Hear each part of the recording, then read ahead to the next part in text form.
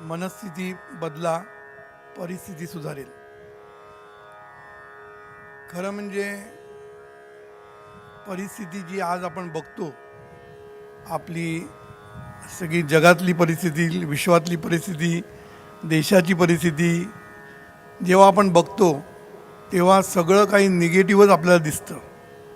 म्हणजे दैन्य, दुःख, मारामाऱ्या, घातपात, घटस्फोट, हे सगळे स्फोट रोज होत असतात आपल्याकडे.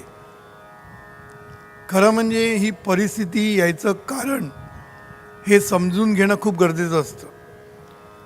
सद्गुरूंनी सांगितलं की जिथे परिणाम आहेत तिथे कारण हे असतंच. म्हणून आज जी परिस्थिती आपल्या वाट्याला आलेली आहे त्या परिस्थितीला काहीतरी कारण हे असलंच पाहिजे. आणि जेव्हा आपल्याला कारण समजतं तेव्हा त्या कारणावरचा उपाय आपण शोधू शकतो. म्हणून सद्गुरूंनी आपल्याला कारण दिलं.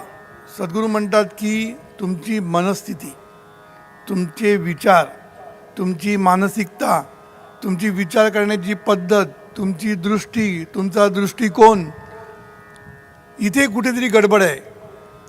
आणि ह्या गडबडीमुळेच परिस्थिती बिकट होत चाललेली आहे.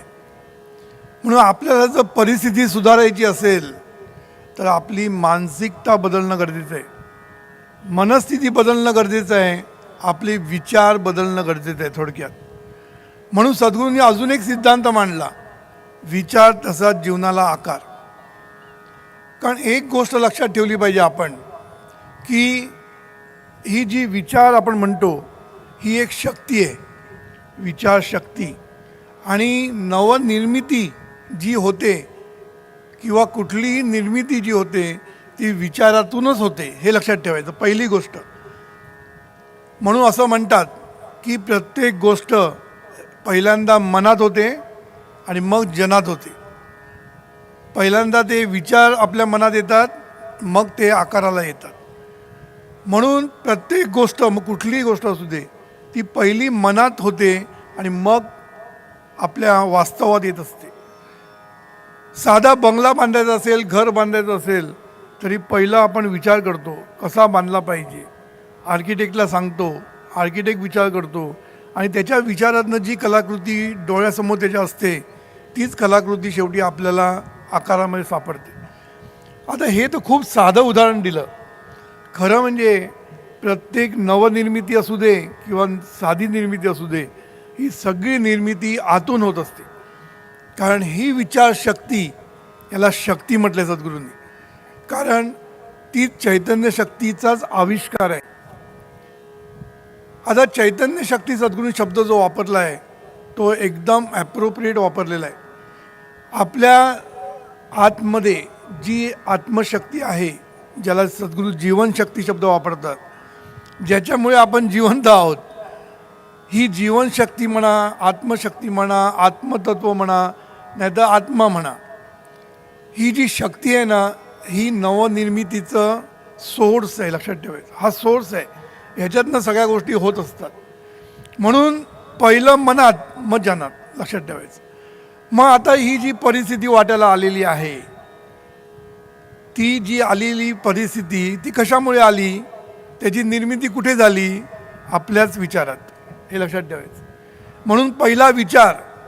म्हणून सद्गुरू म्हणतात की इवन हे जे विश्व निर्माण झालं, ब्रह्मांड निर्माण झालं, ते सुद्धा विचारातूनच झालं म्हणतात. म्हणून सद्गुरू म्हणतात की first there was a thought and thought was God, असं म्हटलेलं आहे सद्गुरूंनी.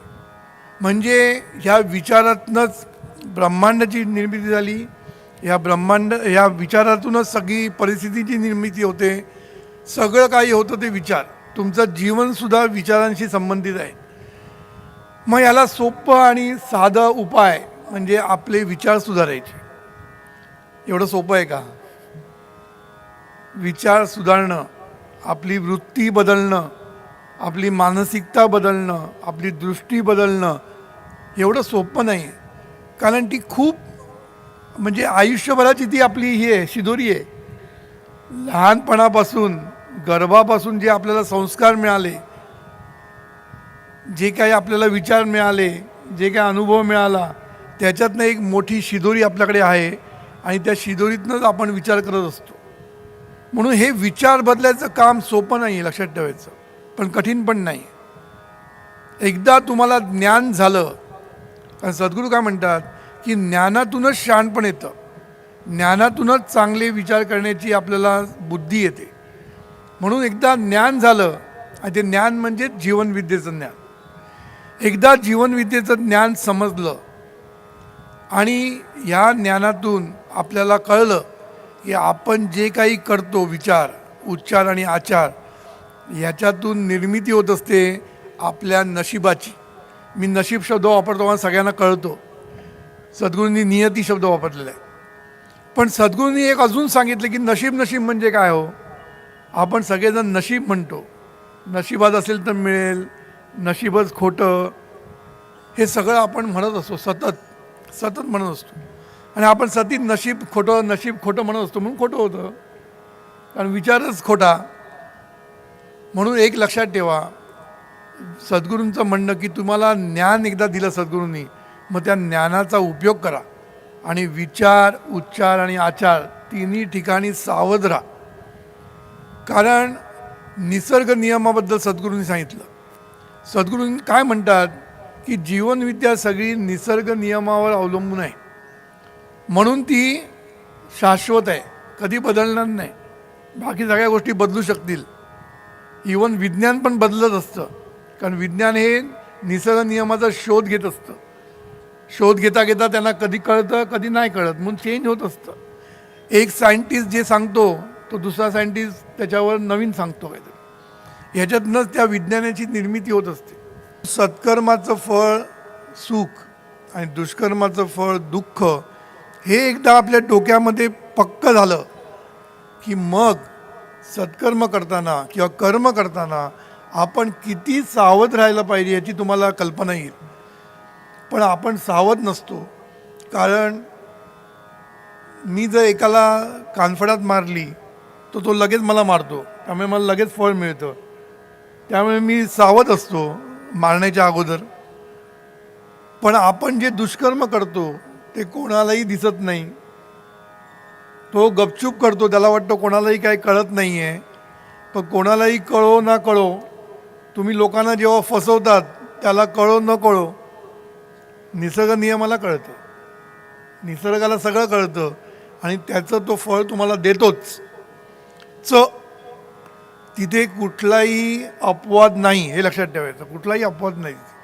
मग तिथे कोणी मोठे मंत्री असू दे नाही तर प्राईम मिनिस्टर असू दे, सगळ्यांना निसर्ग नियम एक, तिथे कुठेही फरक पडणार नाही, हे लक्षात ठेवायचं. मग आपल्याला काय केलं पाहिजे, हा निसर्ग नियम सतत आपल्या डोक्यामध्ये आपण भिनवला पाहिजे, सतत भिनवला पाहिजे. आणि प्रत्येक कर्म करताना आपण सावध राहायला पाहिजे. म्हणून परिस्थिती जर सुधारायची असेल ह्या देशाची म्हणा किंवा विश्वाची म्हणा किंवा आपली प्रपंचामध्ये स्थिती सुधारायची असेल तर आपल्याला काय जास्त करायचं नाही आहे, आपली दृष्टी बदलायची आहे. कारण जशी मानसिकता तसं तुमचं कर्म, हे लक्षात ठेवायचं. कारण विचार, मानसिकता म्हणजे काय, तुमची विचार करण्याची पद्धत. आपली दृष्टी एवढी संकुचित असते, एवढी संकुचित असते की आपल्याला लांबचं दिसतच नाही काही. म्हणून मी नेहमी असं म्हणत असतो की आपल्याला लहानपणी गणितामध्ये शिकवलेलं आहे, विशाल कोण, लघु कोण, काटकोण, त्रिकोण, हे सगळ्या गोष्टी आपण शिकलेले आहे लहानपणी. पण हे विशाल कोण आहे ना, खूप महत्त्वाचं आहे. हा आपला जो दृष्टिकोन आहे ना, हा लघुकोन असता कामा नये, हा खूप विशाल असला पाहिजे. जेवढा विशाल होईल तेवढं तुमचं आयुष्य हे म्हणजे काय म्हणतात त्याला, खरं अर्थाने जीवन सुखी होईल. मग हे विशाल आपला दृष्टिकोन करायचा म्हणजे काय करायचं, हा एक मुद्दा झालेला आहे. म्हणून सद्गुरूने एक सांगितलेलं आहे की मी आणि माझं हे जेव्हा आपण करतो तेव्हा आपण संकुचित असतो, आणि आपण जेव्हा संकुचित असतो तेव्हा आपल्याला पण फळ संकुचितच मिळतं. जेव्हा आपण विशाल असतो तेव्हा आपल्याला सुख आणि शांती पण विशाल मिळते, मोठी मिळते. म्हणून आपल्याला सत्कर्माकडे लक्ष दिलं पाहिजे. म्हणून आपली मानसिकता बदलली पाहिजे. मानसिकता हा शब्द खूप छान आहे. सद्गुरू त्याला दृष्टी पण म्हणतात. सद्गुरू म्हणतात फक्त दृष्टी बदला, सृष्टी बदलेल. पण हे सांगायला पाहिजे. सकाळी मला एकाने प्रश्न विचारला की हे सगळे कसं होणार, हे सगळ्यांना सुधारायचं काम कसं करणार तुम्ही. मी म्हटलं आम्ही एकटे नाही करणार. सद्गुरूंनी त्याच्यावर उपाय दिलेला आहे. तुम्ही तुमचं जग सुधारायचा प्रयत्न करा. तुमचं जग म्हणजे काय, तुमच्या जगात असणारी तुमची कुटुंब, तुमची मोठं फॅमिली मेंबर्स, तुमचे मित्र, तुमच्या समाजातले तुमचे ओळखीचे लोक, यांना जीवनविद्या यांच्यापर्यंत पोचवा. की काय होईल, प्रत्येकाचं सेंटर एक वेगळं असतं, त्याचं जग असतं. तुम्ही जेव्हा एवढ्या मोठ्या फॅमिलीला शिकवाल तेव्हा त्याच्यातला प्रत्येक फॅमिली मेंबर त्याच्या फॅमिलीला शिकवेल. अशा रीतीने हे सर्कल वाढत वाढत जाईल आणि संपूर्ण जग सुखी होण्याची ताकद जीवनविद्येमध्ये आहे. म्हणून मगाशी मी नगराध्यक्ष, बँकेचे अध्यक्ष आणि बाकी नगरसेवक आणि सेविका यांचे मी आभार का मानले, कारण त्यांच्यात ताकद आहे हे पोचवण्याची. लक्षात ठेवा, ह्या प्रत्येकामध्ये, इथे बसलेल्या प्रत्येकामध्ये ही ताकद आहे की जीवनविद्या आपल्या फॅमिलीमध्ये, आपल्या जगामध्ये न्यायची. आणि फायदा काय होईल, दोन फायदे होणार. एक म्हणजे जग सुखी होईल आणि तुम्हाला त्याचं पुण्य मिळेल, तुम्ही काहीतरी केल्याचं. म्हणून मनस्थिती बदला म्हणजे परिस्थिती बदलेल. आज जी सगळी परिस्थिती आहे ना, याला कारण मनस्थिती आपली. आज रोगराई चालली आहे, कशामुळे चालली आहे, आपली मनस्थिती बरोबर नाही आहे. आता सद्गुरूंनी आपल्याला शहाणपणाचे धडे खूप दिलेले आहेत, खूप दिले. प्रत्येक एक एक धडा जरी आपण गिरवला तरी आपलं लाईफ होऊन जाईल, एक धडा जरी गिरवला. म्हणून सद्गुरू म्हणतात की 10% जरी जीवनविद्या आत्मसात केली तरी 100% फायदा. जीवनविद्या तुम्ही पूर्ण जगणार आहे. जरी जीवनविद्या सगळी माहिती नसली तरी तरी तुम्ही जगणार आहे. सावध तो सुखी हा एकच अमृततुषार जरी तुम्ही सावध राहिला तरी तुम्ही संपूर्ण जीवनविद्या जगणार आहे. लक्षात ठेवा, कारण प्रत्येकाचा अर्थ एवढा गहन आहे. म्हणून एक जरी अमृततुषार तुम्ही अनुभवला तरी तुम्ही ही परिस्थिती बदलू शकाल. परिस्थिती म्हणून सद्गुरूंनी सांगितलं तूच आहे तुझ्या जीवनाचा शिल्पकार. जेव्हा सांगितलं, हा एक मोठा सिद्धांत आहे, मोठा सिद्धांत आहे. हा सिद्धांत पण ही चळवळ आहे. लक्षात ठेवा, ही चळवळ आहे आणि ही चळवळ आपण जगामध्ये नेली पाहिजे. आणि जीवनविद्या मिशन हेच कार्य करत आहे. आणि जीवनविद्या कुठलाही संप्रदाय नाही, कुठलेही बिल्ले वगैरे आम्ही लावत नाही. लक्षात ठेवायचं. मला एकाने प्रश्न विचारला की सगळे तुम्ही एकत्र मिळून का काम नाही करत. म्हटलं आम्ही एकत्र कामच करतोय, कोण नाही म्हणतोय. प्रत्येक जण काही ना काहीतरी काम करतोय. ते सेवा म्हणजे जनतेला एक ज्ञान देण्याचं काम प्रत्येक जण करते, प्रत्येक संस्था करते आणि आम्ही पण करतोय. आणि सर्व संस्थेनीच आज काम चाललेलं आहे. लक्षात ठेवायचं, सर्वजण काम करते. सांगायचा मुद्दा एकच आहे की आपल्याला जर जग सुखी करायचं असेल तर आपल्याला मनस्थिती बदलायला पाहिजे. आपली मनस्थिती बदलली पाहिजे. आता हा जो दृष्टी मी म्हटलं, दृष्टी किंवा मानसिकता म्हटली, ही मानसिकता आपण जर बघितली तर आपल्याला कळेल की आपण कुठे चुकतोय. पहिलं म्हणजे खेकड्याची वृत्ती. ह्याच्याबद्दल आपल्या मराठी माणसाला अभिमान आहे, कारण ते सांगतात आमची खेकड्याची वृत्ती आहे. अरे खेकड्याची वृत्ती चांगली नाही आहे, ती आपल्याला बदलायला पाहिजे. हे समजणं खूप गरजेचं आहे. नाही तर मोठ्या अभिमानाने सगळेजण सांगतात की मराठी माणूस कसा आहे, खेकड्याची वृत्ती आहे. अरे कशाला, मराठी माणसासारखा हुशार माणूस जगात नाही. मी सांगतो तुम्हाला, जगात नाही आहे. सद्गुरू नेहमी म्हणायचे की मराठी माणसाकडे बुद्धी आहे, मराठी माणसाकडे सगळं काही आहे, पण फक्त थोडंसं जे शहाणपण द्यायला पाहिजे, ते जीवनविद्येचं शहाणपण त्यांनी घेतलं तर जगामध्ये आपण मोठे होऊ. आज जर आपण कुठल्याही कंपन्यांची जर बॅलन्स शीट बघितली किंवा त्यांचं मॅन्युअल बघितलं, त्यांचे डायरेक्टर्स बघितले, एखादा दुसरा मराठी असतो, एखादा दुसरा. ते सुद्धा मी मोठ्याने म्हणतो नाहीच. बऱ्याच कंपनीच्या डायरेक्टर पदावर एकही मराठी माणूस नसतो. सांगायचा मुद्दा काय की मराठी माणसाची खेकड्याची वृत्ती. खेकड्याची वृत्ती म्हणजे काय, दुसऱ्यांना पुढे जायला द्यायचं नाही, आपण पण पुढे जायचं नाही, ही वृत्ती. म्हणून खरं म्हणजे आहे ना, एक लक्षात ठेवायचं की आपण जेवढे लोकांना मागे खेचू ना पाय, तेवढे तुम्ही मागेच राहाल, एक लक्षात ठेवायचं. कारण एक वाक्य सुंदर मी वाचलं होतं कुठेतरी, की जो पाय खेचतो ना, मागे खेचतो लोकांना, तो मागे असतो म्हणून खेचतो ना, समजून घ्या.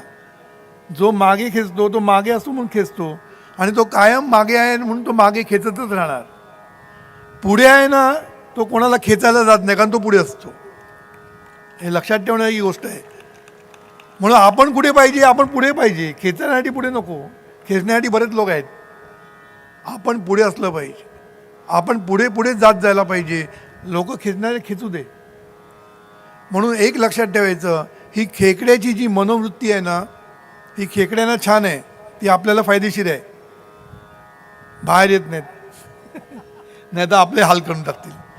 तर ती खेकड्यांपुरती मर्यादित छान आहे, पण ती आपली मर्यादा आपल्यापुरती असता कामा नये.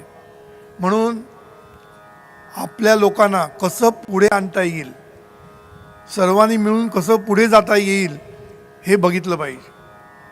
आता ह्याच्यामध्ये जरा लोकांची एक शंका असते की आम्ही सर्व कसे पुढे जाणार, कोणतरी पुढे जाणार ना, सर्व कसे पुढे जाणार, आणि बाकीची स्पर्धा आपण जी केल्याशिवाय आपण पुढे कसे जाणार. हा स्पर्धा शब्द खूप महत्त्वाचा आहे. सकाळी मला प्रश्न विचारला, डॉक्टरांच्या ठिकाणी मी गेलो होतो, तिथे मला एकाने प्रश्न विचारला की स्पर्धामध्ये आपल्याला पुढे जायचं आहे ना. स्पर्धेमध्ये पुढे जाण्याचे दोन मार्ग आहेत. एक म्हणजे दुसऱ्याची काठी कापून टाकायची आणि आपली काठी मोठी दाखवायची. हा सगळ्यांना माहिती आहे, ह्यालाच खेकड्याची वृत्ती म्हणतात. पण आपली काठी मोठी कशी करता येईल, हे जे आहे ना, तो पुढे जातो, लक्षात ठेवायचं. दुसऱ्यांची काठी मोडून तुमचा कधी फायदा होणार नाही, लक्षात ठेवा. दुसऱ्यांची काठी जेव्हा तुम्ही तोडाल, तेव्हा तुमची काठी कोणतरी येऊन तोडेल, ह्याच्याबद्दल शुअर राहा. कारण तो नियम आहे, निसर्गाचा नियम आहे. आपल्याला आपण कसे मोठे होऊ याच्यासाठी प्रयत्न केले पाहिजे. आणि ह्याच्याबरोबर स्पर्धेचं युग असलं, सद्गुरू जे सांगतात ना, थोडंसं कठीण असतं. कठीण म्हणजे पचायला कठीण, समजायला सोपं आहे, पचायला जरा कठीण जातं. कारण सद्गुरू काय म्हणतात, तुमची कॉम्पिटिशन ज्याच्याशी आहे ना, त्याचं पण भलं म्हण. अरे हे कसं काय शक्य आहे, त्याचं भलं म्हटलं तर त्याचं भलं होईल ना, पुढे काय माझं काय. मग तू जेव्हा भलं कर म्हणतो कोणाचंही, तेव्हा ते भलं कर तुझं होत असते, लक्षात ठेवायचं. त्याचं भलं तो करणार आहे, तू नाही करणार आहे, कारण तो आहे त्याच्या जीवनाचा शिल्पकार. त्याचं भलं करण्याची ताकद त्याच्यामध्ये आहे, आपलं भलं करण्याची ताकद आपल्यामध्ये, हे लक्षात ठेवायचं. म्हणून स्पर्धेमध्ये सुद्धा दुसऱ्यांना पाठी खेचण्यापेक्षा त्यांचं पण भलं होऊ दे, त्यांचं पण चांगलं होऊ दे असं म्हटलं, आणि ह्या विचाराने स्पर्धा जर आपण खेळलो तर तुम्ही नेहमी जिंकाल, याच्याबद्दल खात्री देतो मी. नेहमी जिंकाल. स्पर्धेचं युग आहे, मला पण माहिती आहे, कॉम्पिटिशन खूप आहे, खूप आहे कॉम्पिटिशन. मग ह्या कॉम्पिटिशनमध्ये तरायचं कसं, दुसऱ्यांना संपवून नाही, आपण पुढे जाऊन, हे लक्षात ठेवायचं. म्हणून स्पर्धा असू दे, काही असू दे, सद्गुरूंचा नियम एकच, सर्वांचं कर्म करताना सावध राहा, सर्वांचं चिंतन चांगलं कर. सर्वांचं भलं चिंतन करायला तुझ्या का जातं आहे, फक्त चिंतनच करायचं आहे ना. आपलं आहे ना, चिंतनच खराब झालेलं आहे. चिंतनामुळेच सगळे आज चिंता निर्माण झालेले आहेत, काळजी आणि चिंता. ह्याला कारण म्हणजे आपलं चिंतन. आपण सतत दुसऱ्यांचा विचार करत असतो. छान आहे ना, सद्गुरूंनी तेच सांगितलं. आपण काय करतो, दुसऱ्यांचा विचार करतो, पण तो विचार कसा करतो, अनिष्ट विचार करत असतो. दुसऱ्यांचं भलं होणं हा विचार जर तुमच्या मनामध्ये असेल, किंवा सर्वांचं भलं होणं हा मनामध्ये विचार जर ठेवला, तर तुम्ही स्पर्धेमध्ये सुद्धा पुढे जाल, लक्षात ठेवा. तुम्हाला कोणाही मागे राहण्याची गरज नाही आहे. म्हणून ही जी मराठी माणसाची वृत्ती आहे ना, एकत्र येऊन पुढे जाणं, एकत्र येऊन पुढे जा. एकमेकांना पाडायचा, एकमेकांच्या पायात पाय घालण्याची गरज नाही. तुम्ही जर पायात पाय घातला तर तुम्हाला तुमच्या पायात कोणतरी पाय घालणारच. एक घडलेली गोष्ट सांगतो. एका रेल्वेच्या डब्यामध्ये एका मुलाला सवय होती.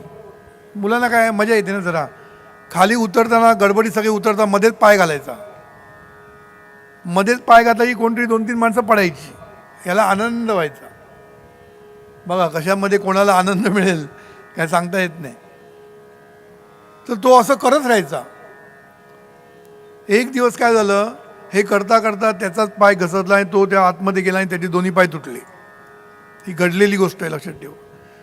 म्हणून कर्माचं फळ आपल्याला मिळतंच हे लक्षात ठेवा. आणि आपण सावध होऊया, सावध. कारण आपल्याला चांगलं व्हायचं ना, आपलं सगळी मुलं आपली चांगली व्हायची आहे, सगळं काही चांगलं व्हायचं आहे. तर मग आपण कशाला हे दुष्कर्म करायचं. म्हणून एक गोष्ट सांगतो, छान गोष्ट वाचलेली मी. 3 गरीब माणसं असतात, 3 गरीब माणसं. त्यांना एक समजतं की एक कुठली तरी गुहा आहे आणि त्या गुहामध्ये 100 कोटी रुपये आहेत, 100 कोटी रुपये. पण त्या गुहेचा पत्ता बाकीच्या कोणालाही माहीत नाही आहे, नाही तर आपण सगळे धावलो असतो. फक्त त्या 3 माणसांना ती गुहेचा पत्ता मिळतो. त्याच्यातले एक माणूस गुहेत जातो. हा फक्त कंडिशन एकच होती. काय कंडिशन होती? एकदा गेला, एकदाच जायला अलाउड, पुन्हा पुन्हा अलाउड नाही, एकदाच. आणि एकदा गेलं की 1 कोटी मिळणार, जास्त मिळणार नाही. तो एक गरीब माणूस असतो, तो जातो, 1 कोटी घेऊन येतो. आता मी कुणाची जात बीत सांगत नाही, कारण जात घेतली तर प्रॉब्लेम होतो. तुम्हीच समजायचं काय ते. त्यांनी 1 कोटी घेऊन आला. आपल्या मुलाबाळांना आणि बायकोला घेऊन पसार, शहरामध्ये जाऊन एन्जॉय करायला मोकळा.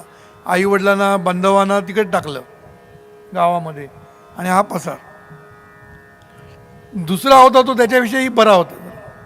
त्यांनी काय केलं, 1 कोटी रुपये घेतले, आपल्या सगळ्या बांधवांचा विचार केला, आपली फॅमिली म्हणजे भाऊ बहीण आई वडील सगळ्यांचा विचार केला.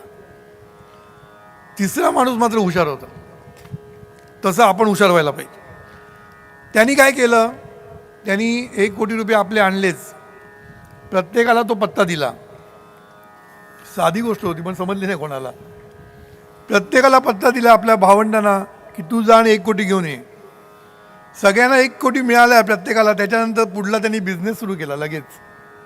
त्यांनी आपल्या जात बांधवांना, तिकडे पण जात आलीच शेवटी, जात बांधवांना सांगितलं एकेकाला 1 कोटी घेऊन ये, मी पत्ता देणार पण एका कंडिशनवर, त्याच्यातले 25 लाख मला द्यायचे. असं करून तो गब्बर झाला. त्यांनी सगळ्यांना पत्ते दिले, प्रत्येकाकडनं 25 लाख घेतले. आपल्या बांधवांना पण सुखी केलं, आपल्या घरच्या लोकांना पण सुखी केलं, त्यांच्या जातीच्या समाजाला पण सुखी केलं. याला म्हणतात हुशारी. पहिला माणूस कोण होता ते तुम्ही समजा, मी नाही सांगत. सांगायचा मतलब काय की आपण ह्या गोष्टी केल्या ना, शेवटी त्याचा काय तोटा झाला, उलट तोट सगळ्या श्रीमंत झाला. त्यांनी सर्वांचा विचार केला, थोडंसं बिझनेस वापरला, नॉलेज, आणि तो स्वतः पण श्रीमंत झाला आणि सगळ्यांना त्यांनी श्रीमंत केलं. म्हणून सर्वांना घेऊन जर पुढे गेलो आपण, तर मी खरं सांगतो मराठी माणसाचा का हुशार माणूस नाही. पण आज मराठी माणूस शिक्षणाला पण कमी पडत चाललेला आहे. आज मराठी मुलं शिक्षणाला पण कमी पडत चाललेली आहेत. शिक्षण सोडतात आणि नको त्या गोष्टी करत असतात. म्हणून आपली सगळ्यांची जबाबदारी आहे आता की आपली मुलं सुशिक्षित व्हायला पाहिजे, चांगली, आणि सुसंस्कृत व्हायला पाहिजे. दोन्ही पाहिजे, महत्त्वाचं. सुशिक्षित आणि सुसंस्कृत. आणि सुसंस्कृत करण्याची शाळा म्हणजे जीवन विद्या मिशन, हे लक्षात ठेवायचं. म्हणून आपली जी मनोवृत्ती आहे ना, मनोवृत्ती बदलली पाहिजे आपल्याला. आपली मुलं शिकली पाहिजे. आणि एक लक्षात ठेवा, आज रोगराई आहे, डिप्रेशन आहे, काय काय आहे हो. परिस्थिती बघितली ना की खूप भयानक चित्र डोळ्यासमोर आहे. सगळीकडे डिप्रेशन. इथेच नाही, अमेरिकेत पण तेच. मुलं डिप्रेशनमध्ये जात आहेत. काय नाही आहे अमेरिकेमध्ये, सगळं काही आहे, तरी मुलं डिप्रेशनमध्ये जात आहेत. आई वडिलांना काळजी लागलेली आहे. आणि याला कारण संस्कार नीट दिले गेले नाही आहेत. संस्काराचं महत्त्व सद्गुरूंनी खूप सांगितलं म्हणून सद्गुरूंनी काय सांगितलं की गर्भापासून संस्कार द्यायला सुरुवात करावी. गर्भापासून, उशीर नको. मग मोठे झाला की ते गेले, मग ते ऐकणार नाही तुमचं. लहानपणापासून संस्कार द्यायला पाहिजे. आणि आपण संस्कार देतो म्हणजे काय करतो, आपण त्यांना रूढी आणि परंपरा शिकवतो आणि काय शिकवत नाही. रूढी आणि परंपरा, आपल्या परंपरेप्रमाणे असं करायचं ते शिकवतो आपण. पण खरं म्हणजे चांगल्या सवयी लावणं आणि चांगले संस्कार देणं हे आपलं काम आहे. म्हणून जीवनविद्या मिशन गर्भसंस्कारापासून सुरुवात करते. गर्भापासून असल्यापासून संस्कार देते. त्याच्यानंतर बालसंस्कार केंद्र होय, विद्यार्थी मार्गदर्शन चाललेलं आहे, संस्कार शिक्षण अभियान, मगाची सगळं सांगितले अभियान आम्ही काय करतोय ते. हे सगळं आपण का करतोय, पहिल्यापासून चांगली पिढी घडवणं हे आमचं दृष्टिकोन आहे.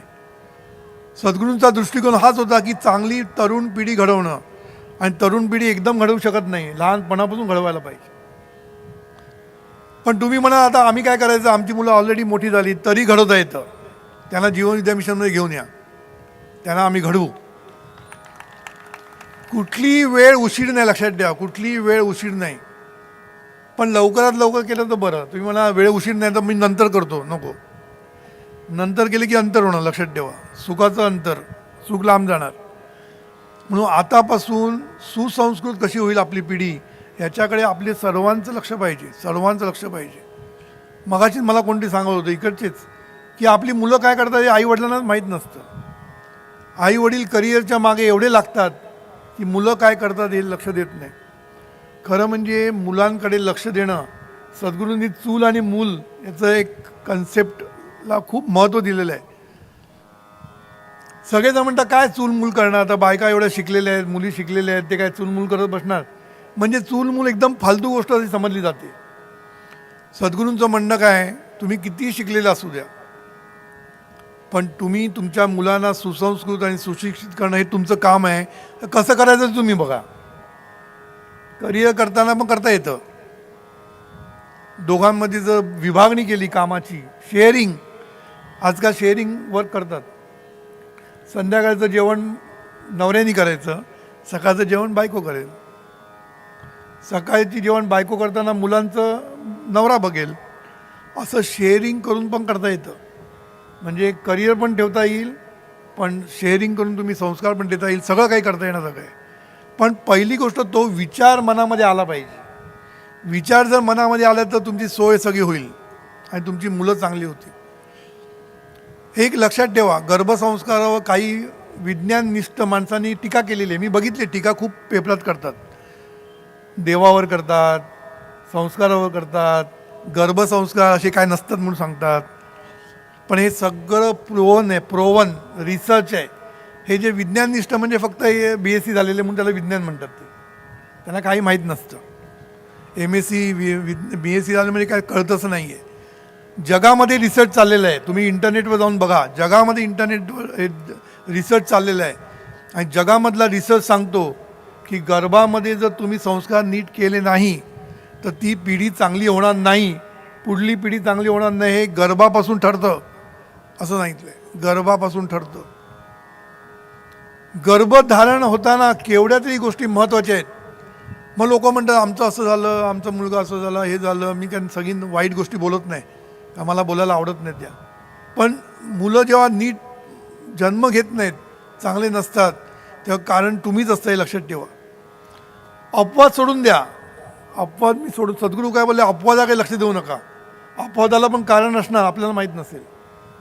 पण अपवाद सोडा. नियम काय तर तुमची बायको गर्भधारणेच्या वेळी आनंदी असेल तर गर्भधारणा नेहमी चांगली होते. बघा हा नियम, आणि हा नियम जगाने मान्य केलेला आहे. सद्गुरू सांगतात ते जग आता मान्य करते, हे लक्षात ठेवायचं. सद्गुरूंनी कधीच सांगितलं, 60 वर्षापासून सांगतात सद्गुरू.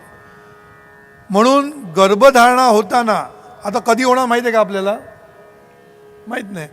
म्हणून स्त्रीला सतत आनंदी ठेवणं घरामध्ये. आपण स्त्रीला किंमत देत नाही, पायाची वाहन समजतो. सद्गुरूंनी त्याला सगळ्यात महत्त्व दिलेलं आहे. कारण स्त्री जर सुशिक्षित असेल, सुसंस्कारित असेल, आनंदी असेल तरच तुमची पुढली तरुण पिढी चांगली होणार आहे, लक्षात ठेवायचं. आणि ह्याला संपूर्ण रिसर्चचं बॅकिंग आहे. आता हे सगळं पूर्वी सांगितलं, आता रिसर्चचं बॅकिंग आहे.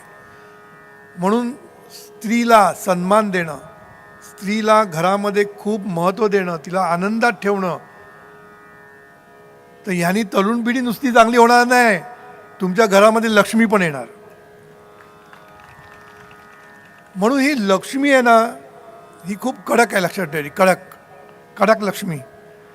ही पैसा तुमच्याकडे यायला आहे ना, तो वाटेल तसा येणार नाही.